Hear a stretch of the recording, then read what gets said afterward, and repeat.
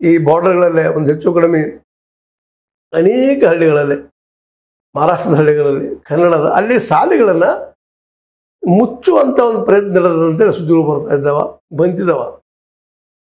ಅನೇಕ ಶಾಲೆಗಳಲ್ಲೇ ಕನ್ನಡದ ಮಾಸ್ತರ್ ಅಥವಾ ಗುರುಗಳನ್ನು ಅಥವಾ ಗುರುಮಾತೆಯನ್ನು ತೆಗೆದುಕೊಳ್ಳಲಾರ ಸ್ಥಿತಿ ಮಹಾರಾಷ್ಟ್ರದಲ್ಲಿ ಕ್ರಿಯೇಟ್ ಆಗ್ತಾ ಇದೆ ಅಂತ. ಮರಾಠಿ ಮೀಡಿಯಂ ಕಲಿತಂಥ, ಮರಾಠಿ ಮಾಧ್ಯಮ ಕಲಿತಂಥ ಮಕ್ಕಳಿಗೆ ಅವಕಾಶ ಕೊಡ್ತಾ ಇದ್ದಾರೆ ಕನ್ನಡ ಕಲಿಸುವಾಗ.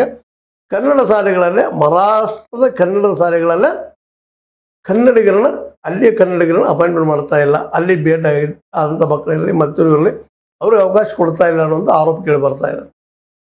ಯಾಕೆಂದರೆ 120 ಪೋಸ್ಟ್ಗಳು, ಅಂದರೆ 300ಕ್ಕೂ ಹೆಚ್ಚು ಪ್ರಾಥಮಿಕ ಶಾಲೆಗಳಿದ್ದಾವೆ ಮಹಾರಾಷ್ಟ್ರದ ಗಡಿಯಲ್ಲಿ. ಜತ್ತು ಅಂದರೆ ಸಾಂಗ್ಲಿ ಜಿಲ್ಲಾ ಜೊತೆಗೆ ಸೊಲ್ಲಾಪುರ ಜಿಲ್ಲಾದಲ್ಲೇ ಆ ಒಂದು ಏರಿಯಾದಲ್ಲೇ ಹೆಚ್ಚಿಗೆ ಒಂದು 300ಗಿಂತ ಹೆಚ್ಚಿಗೆ ಕನ್ನಡ ಶಾಲೆಗಳಿದ್ದಾವೆ.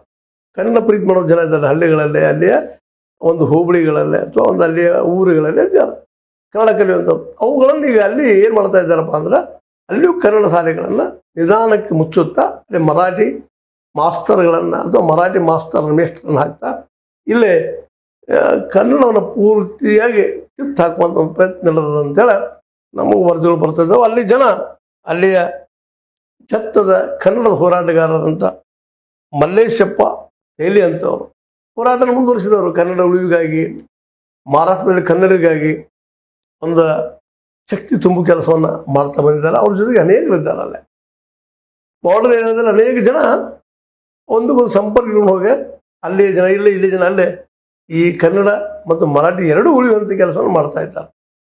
ಮತ್ತು ಅದರಲ್ಲೂ ಕನ್ನಡದ ಬಗ್ಗೆ ಪ್ರೀತಿಯಿಂದ ಸಾಕಷ್ಟು ಜನರಿದ್ದಾರೆ. ಅನೇಕ ಹಳ್ಳಿಗಳು ಇವತ್ತಿಗೂ ಸಹಿತ ನಾವು ಮಹಾರಾಷ್ಟ್ರ ಬೇಡಪ್ಪ, ಕನ್ನಡಕ್ಕೆ ಹೋಗ್ತೀವಿ, ಕರ್ನಾಟಕಕ್ಕೆ ಹೋಗ್ತೀವಿ ಅನ್ನೋಂಥ ಬೇಡಿಕೆಗಳು ಸಹಿತ ಹೇಳ್ತಾ ಇದ್ದಾರೆ.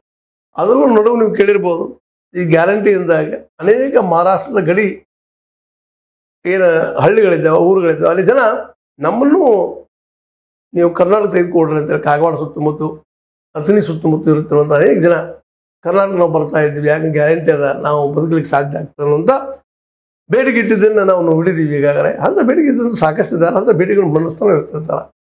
ಹೀಗಾಗಿ ಕನ್ನಡತನವನ್ನು ಉಳಿಸುವಂಥ, ಕನ್ನಡತನವನ್ನು ಬೆಳೆಸುವಂಥ, ಕನ್ನಡಿಗರ ಭಾಷೆಯನ್ನು ಬೆಳೆಸೋ ಜೊತೆ ಕನ್ನಡದ ಒಂದು ಅಸ್ಮಿತತೆ ಅಂತೀವಿ ನಾವು, ಆತ್ಮೀಯತೆ ಅಂತೀವಿ ನಾವು, ಅದನ್ನು ಬೆಳೆಸುವಂಥ ಪ್ರಯತ್ನ ಮಾಡ್ತಾ ಇದ್ದಾರೆ. ಆದರೆ ಅಲ್ಲಿ ಸರ್ಕಾರ ಇದಕ್ಕೆ ಪ್ರೋತ್ಸಾಹ ಕೊಡ್ತಾಯಿಲ್ಲ. ಇದು ಏನಪ್ಪ ಅಂದ್ರೆ ಒಂದು ರೀತಿಯಿಂದಾಗೆ ಎರಡು ರಾಜ್ಯಗಳ ಮಧ್ಯದಲ್ಲೇ ಮೈನಾರಿಟಿ ಅದ. ಅಲ್ಲಿ ಕನ್ನಡ ಮಹಾರಾಷ್ಟ್ರದಲ್ಲಿ ಮರಾಠಿ, ಇದು ಮೈನಾರಿಟಿ. ಇನ್ನು ಕನ್ನಡ ಇದು ಮರಾಠಿ ಕರ್ನಾಟಕದಲ್ಲಿ ಮೈನಾರಿಟಿ. ನಾವು ಯಾವುದೇ ಭಾಷೆನ ಕಲಿಬೋದು ನಮ್ಮ ದೇಶದಲ್ಲಿ. ನಮ್ಮ ದೇಶದ ಭಾಷೆಗಳು ನಮ್ಮಲ್ಲಿ ಕಾನೂನು ಅದ. ಯಾವುದೇ ಮೈನಾರಿಟಿ ಗುಂಪಿನ ಜನ ತಮ್ಮ ಭಾಷೆಯನ್ನು ಕಲಿಯೋದಕ್ಕೆ ಇಲ್ಲೇ ಅವಕಾಶ ಮಾಡಿಕೊಡುವಂಥ ಕಾನೂನು ಅದು. ಏನಪ್ಪ ಅಂತಂದ್ರೆ ಇದು ಸಂವಿಧಾನದೊಳಗೆ 350A ಇದೇನು ಹೇಳ್ತದಪ್ಪ ಅಂತಂದ್ರೆ, ಮೈನಾರಿಟಿಯ ಭಾಷೆಯನ್ನು ಕಲಿಯೋದಕ್ಕೆ ಆಸ್ಪದ ಕೊಡ್ತಾ ಇದೆ ಅಂತ. ಅವ್ರನ್ನ ತಡೀಲಿಕ್ಕೆ ಆಗೋದಿಲ್ಲ. ಅವ್ರಿಗೆ ಸಂವಿಧಾನಾತ್ಮಕವಾದಂತಹ ಒಂದು ಹಕ್ಕನ್ನು ಕೊಟ್ಟದು. ನೀವು ಕನ್ನಡ ಕಲಿಬೋದು, ಮರಾಠಿಗರು ಮರಾಠಿ ಕಲಿಬೋದು, ತೆಲುಗರು ತೆಲುಗು ಕಲಿಬೋದು. ಅವ್ರು ಕರ್ನಾಟಕದಲ್ಲಿ ಎಲ್ಲೂ ಇರಲಿ, ಭಾರತದ ಯಾವುದೇ ಮೂಲೆಯಲ್ಲಿ ಇರಲಿ, ಅವ್ರಿಗೆ ಅವಕಾಶ ಮಾಡಿ ಕೊಡಬೇಕು ಅನ್ನೋಂಥ ಒಂದು ಪರಿಚ್ಛೇದವನ್ನು, ಒಂದು ಕಾನೂನನ್ನು ಮಾಡಿದ್ದಾರೆ. ಆ ನೆಲೆಯಲ್ಲೇ ಅಲ್ಲಿಯ ಕನ್ನಡಿಗರಿಗೆ ನೀವು ಕನ್ನಡ ಕಲಿಸುವಂಥ ಗುರುಗಳನ್ನು ತುಂಬ್ರಿ, ಪೋಸ್ಟನ್ನು ತುಂಬ್ರಿ, ಮಾಸ್ತರ್ ಪೋಸ್ಟನ್ನು ತುಂಬ್ರಿ ಅಂತೇಳಿ ನಮ್ಮ ಗಡಿನಾಡ ಈ ಅಭಿವೃದ್ಧಿ ಆಯಿತು. ಅನೇಕ ಸಂಘಟನೆಗಳಿದ್ದಾರೆ.